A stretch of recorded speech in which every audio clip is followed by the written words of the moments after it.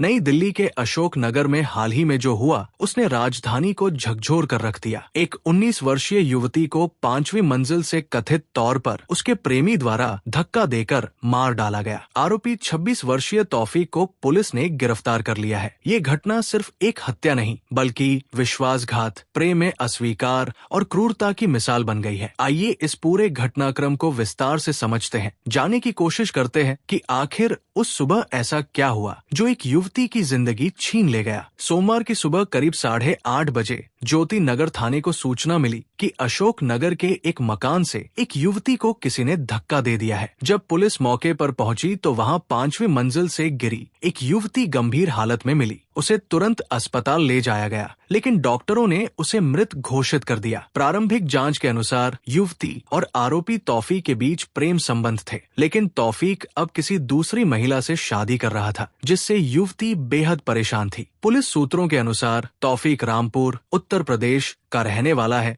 और घटना के समय बुर्का पहनकर युवती के घर पहुंचा था। वहां उनके बीच बहस हुई, जिसके बाद उसने कथित रूप से युवती को छत से धक्का दे दिया। तौफीक ने पुलिस को बताया कि उसने पहचान छुपाने के लिए बुर्का पहना था। वो युवती के घर इस मकसद से पहुंचा कि उससे आखिरी बार बात कर सके, लेकिन वहां बात बढ़ गई और विवाद हिंसक रूप ले गया। पुलिस ने घटनास्थल के आसपास के सीसीटीवी फुटेज खंगाले हैं, जिसमें बुर्का पहने एक व्यक्ति को इमारत में प्रवेश करते हुए देखा जा सकता है। यहीं से पुलिस को सुराग मिला और आरोपी की पहचान हो सकी। युवती और तौफीक का रिश्ता करीब 2 साल पुराना बताया जा रहा है। परिजनों के अनुसार दोनों की मुलाकात सोशल मीडिया के जरिए हुई थी और धीरे धीरे बातचीत बढ़कर संबंध में बदल गई। युवती तौफीक से शादी करना चाहती थी, लेकिन तौफीक ने अचानक किसी और से विवाद तय कर लिया था। इसी से युवती आहत थी और दोनों के बीच तनाव बना हुआ था। मृतका की मां ने मीडिया को बताया कि उनकी बेटी पिछले कुछ दिनों से तनाव में थी। वो कई बार खुद को कमरे में बंद कर लेती थी और किसी से बात नहीं करती थी। मां ने बताया कि जिस दिन घटना हुई उस सुबह भी वो सामान्य नहीं लग रही थी। मैंने उससे पूछा था कि क्या बात है, लेकिन वो कुछ नहीं बोली, बस इतना कहा सब ठीक हो जाएगा। घटना के बाद पुलिस ने हत्या का मामला दर्ज किया और आरोपी की तलाश शुरू कर दी। मंगलवार देर रात तौफीक को उत्तर प्रदेश के रामपुर से गिरफ्तार किया गया।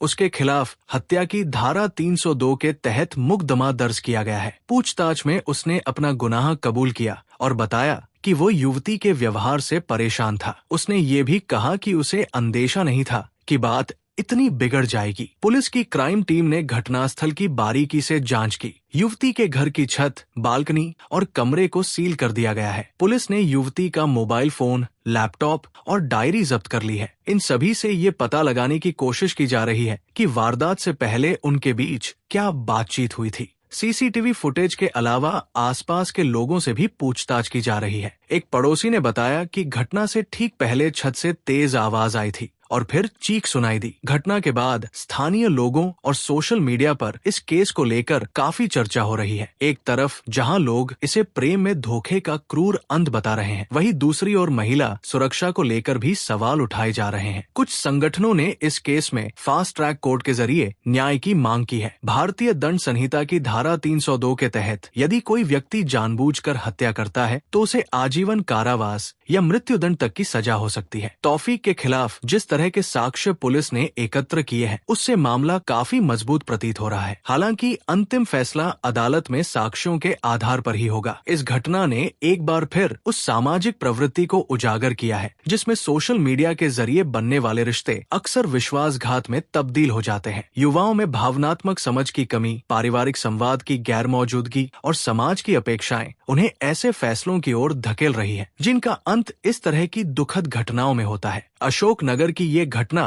एक व्यक्तिगत त्रासदी से कहीं बढ़कर है। ये समाज, रिश्तों, कानून और सुरक्षा हर स्तर पर हमें सोचने पर मजबूर करती है। युवती की मौत एक चेतावनी है कि प्यार, भरोसे और रिश्तों के नाम पर किसी की जान से खिलवाड़ करना अपराध ही नहीं, इंसानियत के खिलाफ भी है। अब जरूरत है कि इस केस को न्याय की दिशा में तेजी से आगे बढ़ाया जाए ताकि मृतका की आत्मा को शांति मिले और समाज को एक सख्त संदेश